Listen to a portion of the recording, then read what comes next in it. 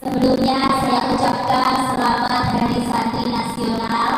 Hari ini saya juga sehubungan dengan Hari Santri, saya akan mendefinisikan budaya positif di sekolah. Ini ilmunya saya dapat dari pelatihan guru penggerak angkatan 9. Ya, perkenalkan saya sudah kenal semua ya.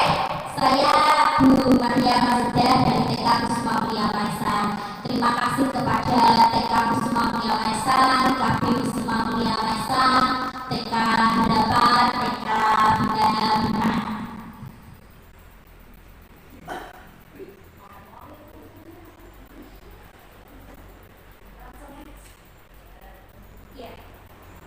Pendidikan menurut Ki Hajar Dewantara.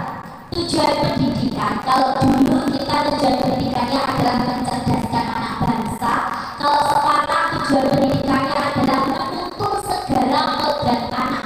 Maksudnya anak itu pasti memiliki kelebihan, memiliki bakat. Nah, bakat itu yang kita tuntut agar mereka mendapatkan keselamatan dan kebahagiaan baik sebagai manusia pribadi maupun sebagai bagian dari sosial, bagian dari masyarakat. Menurut Ki Hajar Dewantara, pendidikan adalah tempat bersemayamnya benih-benih kebudayaan.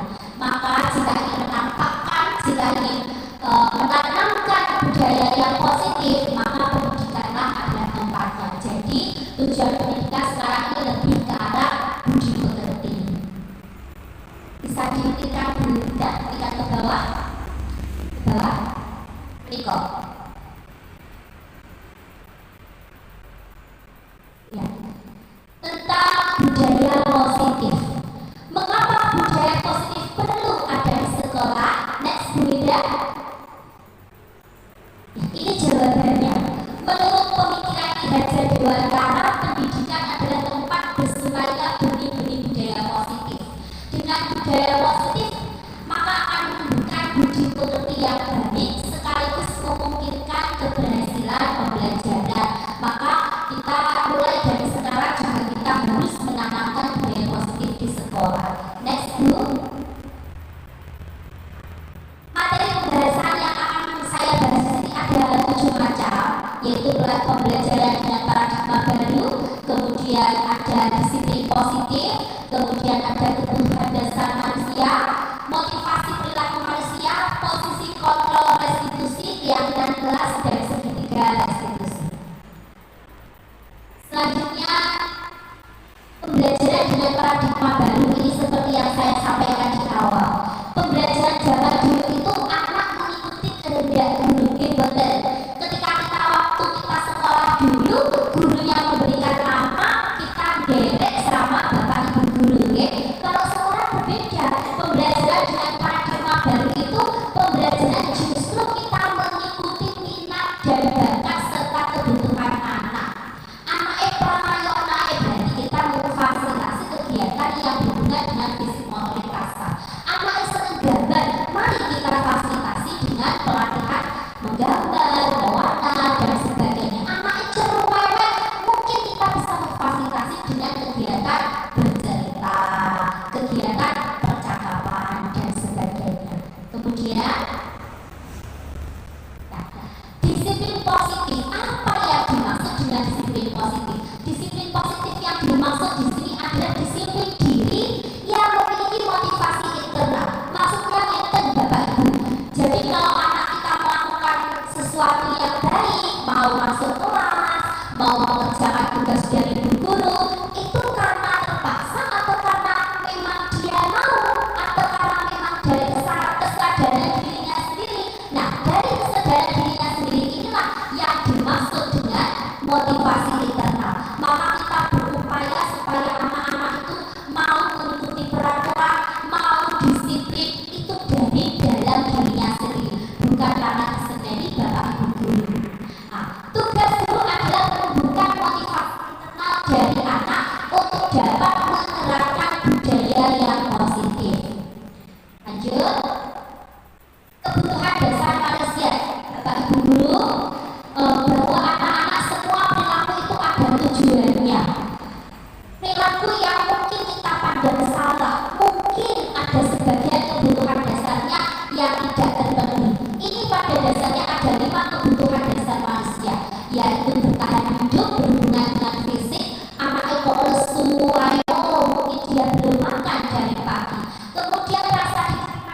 kasih sayang. Kok dia di sini cari perhatian terus, kok dia di sini rame terus, oh mungkin dia kurang kasih sayang. Kemudian kebebasan, ketika kita tahu anak-anak kita mau masuk kelas malah melayu tergulitan, oh mungkin dia kurang kebebasan ketika di rumah.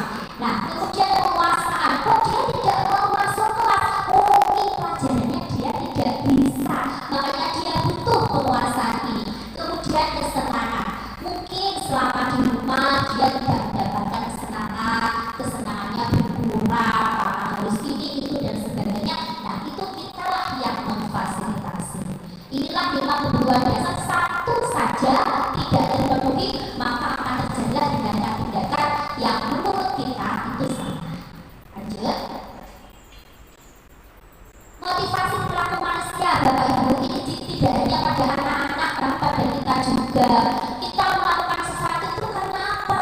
Apakah karena menghindari hukuman? Apakah karena untuk mendapatkan penghargaan dan diletakkan cane? Atau karena untuk kesadaran diri? Karena berasal dari diri kita sendiri. Nah, mungkin banyak dari kita yang karena menghindari hukuman. Aku kalau ini gak mau dicoret, aku kalau ini diseneni, nah sebagainya. Kita berupaya untuk menumbuhkan kesadaran diri ini.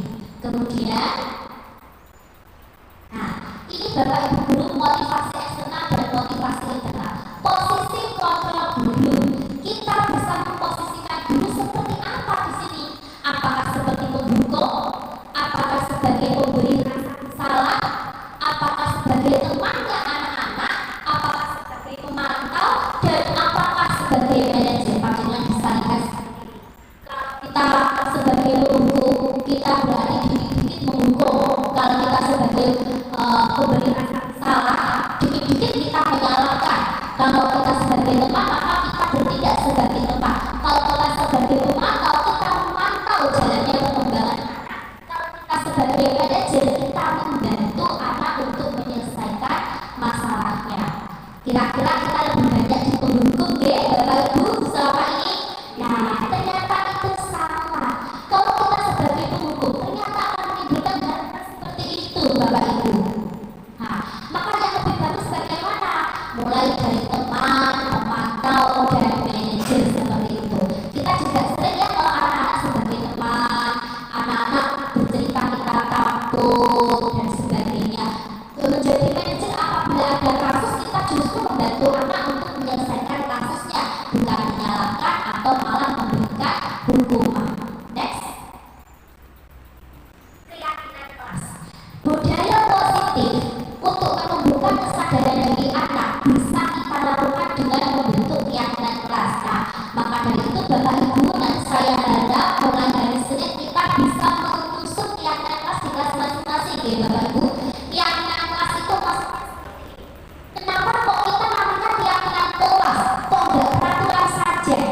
Anak-anak perlu mendengarkan dan mendalami tentang suatu keyakinan daripada hanya mendengarkan peraturan-peraturan yang mengatur mereka harus berlaku begini atau begitu. Kalau dikatakan peraturan seakan-akan mereka ingin melanggar, seakan-akan itu adalah tekanan atau tekanan untuk mereka. Tapi kalau keyakinan kita susun sama-sama, kita yakini bersama-sama sehingga dia ketika melanggar, oh ya, keyakinanku itu adalah keyakinanku sendiri, adalah keyakinanku yang membentuk sendiri. Masa mau aku langgar sendiri? Begitu. Kemudian yang terakhir adalah segitiga menyusun keyakinan kelas. Caranya seperti ini Bu, bersifat abstrak. Keyakinan kelas itu bersifat abstrak. Misalnya kerapian itu macam-macam bentuknya, kebersihan juga macam-macam bentuknya. Kemudian kasih sayang, berarti harus sayang dengan temannya, sayang dengan bapak ibu guru. Kemudian mungkin harus bertakwa, berarti dia mau ngaji, mau derek sholat, mau ikut pelajar guru dan sebagainya. Kemudian berupa pernyataan-pernyataan universal, artinya pernyataan yang umum. Kemudian tidak terlalu banyak, karena kalau terlalu banyak nanti anak-anak juga menghafalnya sulit ya. Dan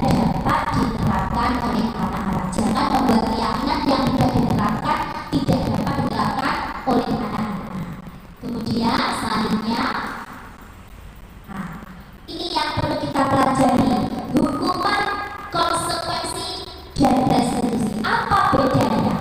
Kalau hukuman seperti itu diberikan oleh salah satu pihak, kemudian anak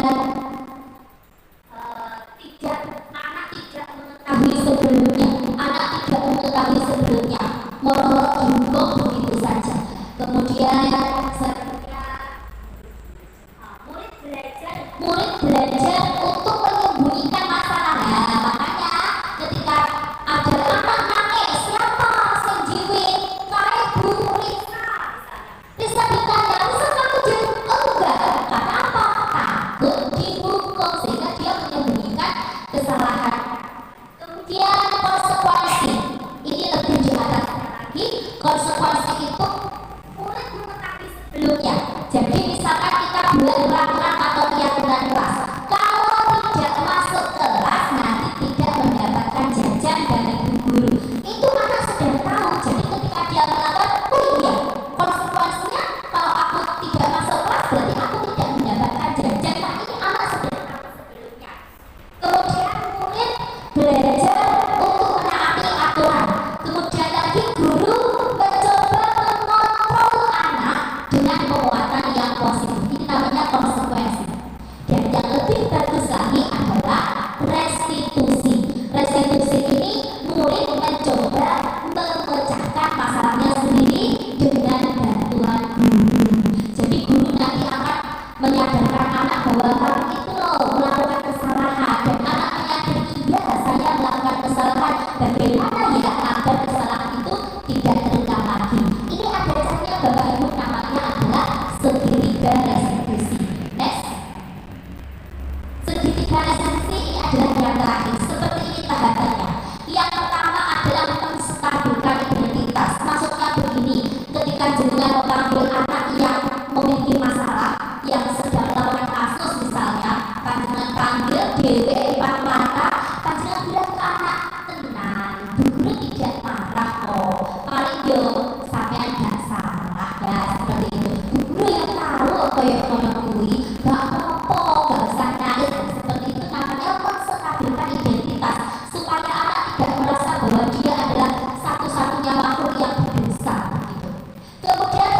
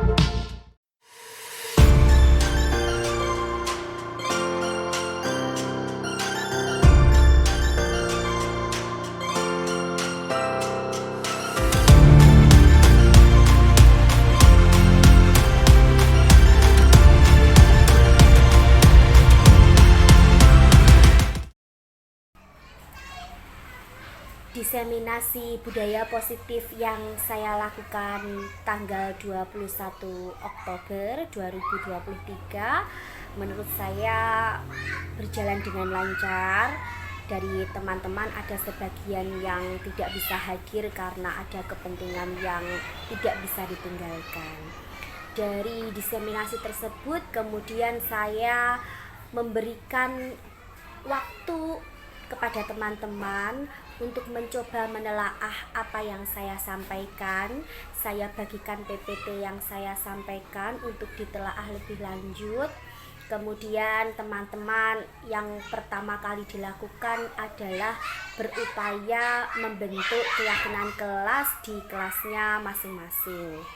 Nah, setelah saya beri waktu beberapa hari, kami berkumpul kembali dan saya meminta kepada teman-teman untuk memberikan refleksi dari diseminasi budaya positif yang saya lakukan mengenai isi materi dari budaya positif yang saya sampaikan pada tanggal 21 Oktober 2023. Dari hasil tersebut, teman-teman bisa memberikan refleksi dan menangkap apa yang saya sampaikan pada diseminasi budaya positif, dan saya berkesempatan lagi untuk menerapkan di kelasnya masing-masing.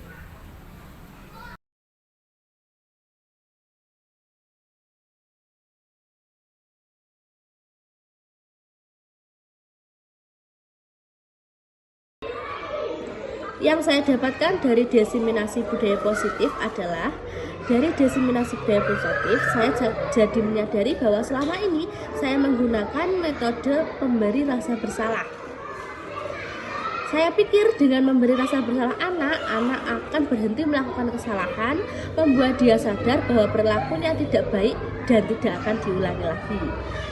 Dari penjelasan Bu Maya kemarin, ternyata hal tersebut justru membuat anak punya identitas diri yang negatif. Anak akan berpikir, saya nakal, saya jahat, dan saya tidak baik. Begitu. Oleh karena itu, yang baik adalah mengambil tindakan sebagai teman, sebagai pendamping, atau sebagai manajer. Saya akan melakukan hal tersebut dengan lebih baik lagi.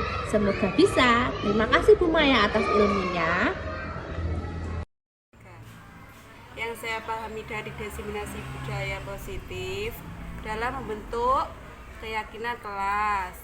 Ternyata peraturan kelas lebih baik kita bentuk bersama murid dan dijadikan keyakinan supaya anak-anak secara sadar dan mau melaksanakannya. Dan alhamdulillah kelas saya sudah membentuk keyakinan kelas. Keyakinan kelas saya: 1. Kerapian dan kebersihan. 2. Kerjasama. 3. Disiplin. Semoga semua itu bisa dilaksanakan dengan baik dan benar bersama anak. Terima kasih. Alhamdulillah diseminasi budaya positif kemarin berjalan dengan lancar. Teman-teman di luar dugaan berupaya melaksanakan apa yang disampaikan oleh Bu Maya. Untuk itu saya sebagai kepala sekolah, tugas saya adalah sebagai memantau. Saya memantau anak-anak ketika istirahat, adakah yang berbuat sesuatu yang membahayakan kepada teman-temannya lain, adakah yang tidak sesuai dengan keyakinan yang telah dibentuk. Sebagai kepala sekolah, saya memfasilitasi budaya positif itu. Saya memberikan kesempatan untuk para guru saling komunikasi, saling bekerja sama, saling diskusi mengenai penerapan budaya positif itu.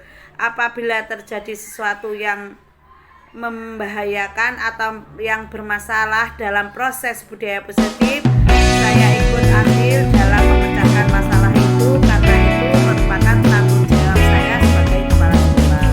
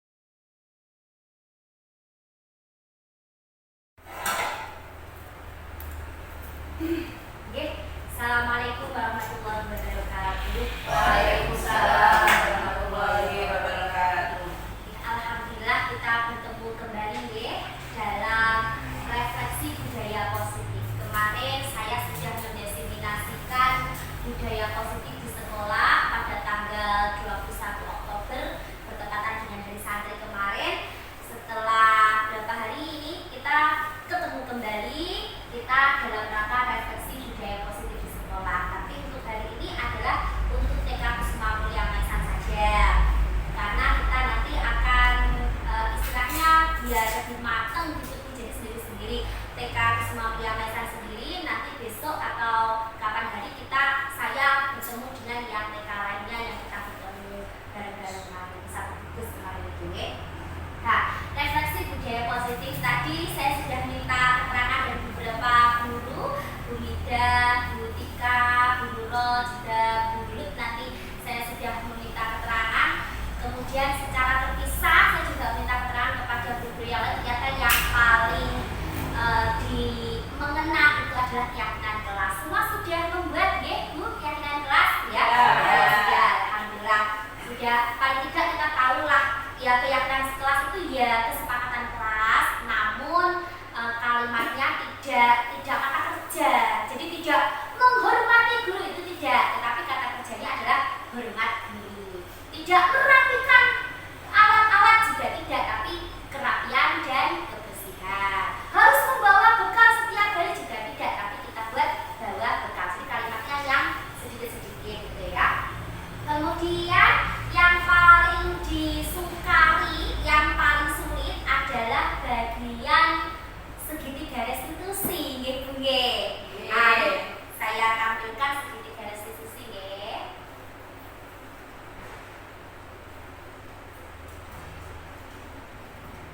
Nah, niki menstabilkan identitas, validasi tindakan, menanyakan keyakinan. Ini sepertinya kalimat-kalimatnya ini agak rumpang begitu nggih. Jenengan juga memaknainya, oh, kok menstabilkan ini. Validasi nggih, oh, nah, ini saya contohkan dalam kasus nyata. Nah, kemarin itu ada teman yang tasnya hilang nggih Bu, sinten kemarin enggak? Dan kemarin itu hilang. Dicari berhari-hari itu enggak ketemu. Padahal kita sudah keliling, saking luasnya sekolah kita nggih, kita sudah keliling kok enggak ketemu tasnya Al-Zaidan ini. Ternyata ada yang selenting bilang, "Bu, itu loh disembunyikan Aurel sama Malinda, disembunyikan Aurel sama Malinda." Nah, kita nangkep. Sepertinya memang benar ini kata-kata anak-anak ini. Aurel sama Malinda yang menyembunyikan tasnya Al-Zaidan. Nah, gimana caranya kita supaya Aurel ini ngaku dan supaya Aurel ini sadar bahwa itu hal yang tidak baik dan merugikan temannya? Nah, kemudian kita berembuk kemarin, iya yo, Aurel ini sadar. Nah, lalu kita merencanakan segitiga restitusi tapi secara tidak sadar Bu. Kemarin itu kita sudah melakukan segitiga restitusi, tapi jenengan tidak menyadari bahwa itu adalah segitiga restitusi. Nah, kemarin Bida sudah mendekati Aurel. Bida tanya kepada Aurel, "Bida gak marah loh Mbak? Yo, Mbak sama terus gak tasnya Al-Zaidan? Gak usah takut, Bida gak marah sama sampean, sama lo paling yo gak salah." Gitu Bida? Nah, kemarin itu sudah masuk pada menstabilkan identitas. Jadi hatinya dibesarkan dulu. Jadi dia tidak merasa bersalah, tidak merasa dipojokkan, tapi cukup ditanya sama kamu gak tasnya Al-Zaidan. Langsung dia cerita, Al-Zaidan itu nakal Bu, makanya tasnya tak sembunyikan. Nah, ngaku toh dia. Baru setelah itu validasi tindakan. Yo, biar dia tanggung jawab. Yo, tunjukkan mana tasnya. Tunjukkan. Dibawa debok-debok itu loh. Kok yo pinter menyembunyikan. Itu kira-kira menyembunyikan barang yo pinter. Menyimpan rahasia kira-kira pinter pokoknya dia. Ya, begitu. Nah, dia sembunyikan, ketemu. Oh, ketemu. Nah, jangan langsung dimarahi. Kemudian dia dibilangin, tak gitu Al-Zaidan kemarin sama ibunya mencari sampai beberapa hari gak ketemu loh. Sampai kasihan gak? Iya Bu, kasihan. Akhirnya dia mengaku begitu. Baik apa enggak kira-kira perbuatan sampean Bu? Gak baik. Lah Al-Zaidan lo Bu nakal. Oh iya nakal Al-Zaidan yo. Makanya sama jangan seperti itu ya. Akhirnya itu validasi tindakan. Bener enggak kamu melakukan itu? Kamu tahu enggak kalau itu salah? Baru kita masuk ke keyakinan yang sudah dibentuk di kelas masing-masing. Padahal keyakinan kelas kita apa?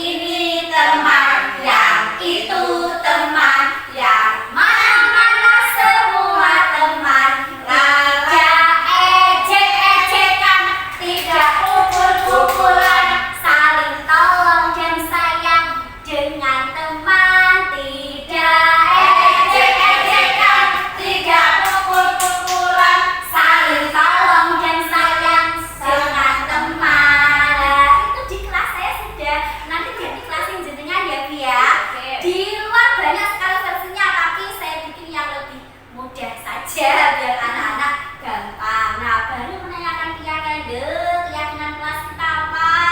Berteman sama teman harus saling sayang. Nah, Azaida nakal. Berarti Azaida tidak melaksanakan keyakinan kelas kita, ya toh? Begitu. Jadi anak itu tahu yang kejahatan teman jangan dibalas dengan kejahatan. Itu kemarin kita sudah segitiga garis itu sih. Jenengan sing boten sadar ngoten lho Bu. Paham nggih dari sini nggih? Nah, ada yang ditanyakan lagi? Paham ya? Paham. Alhamdulillah. Untuk selanjutnya kita akan mengecek keyakinan kelas panjenengan masing-masing. Saya tugaskan panjenengan untuk membuat keyakinan kelas atau menuliskan keyakinan kelas yang sudah panjenengan buat di kelas. Ini kemarin punyanya Bu Lutfi. Sebentar.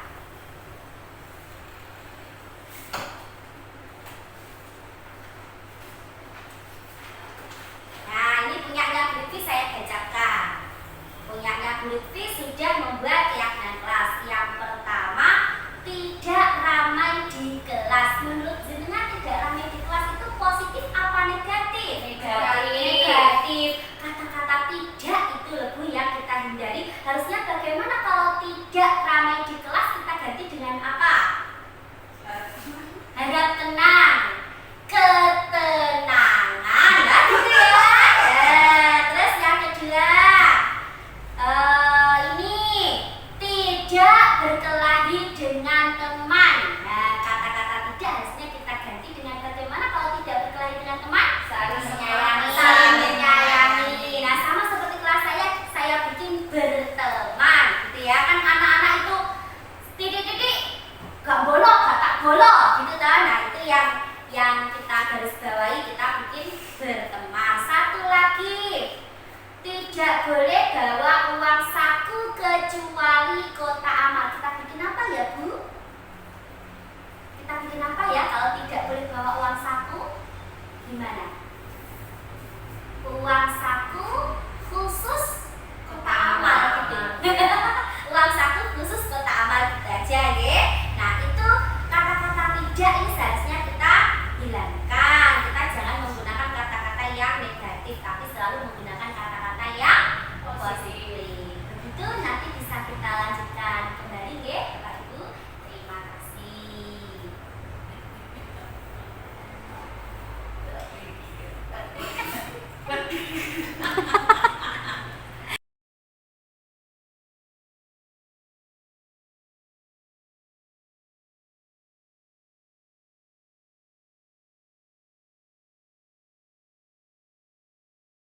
Keyakinan kelas.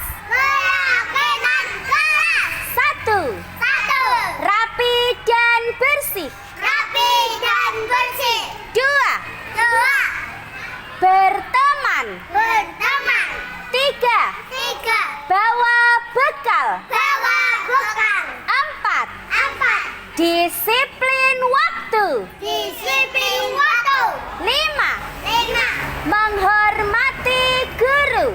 Menghormati guru. Semua itu. Semua itu. Kurang keras, semua itu.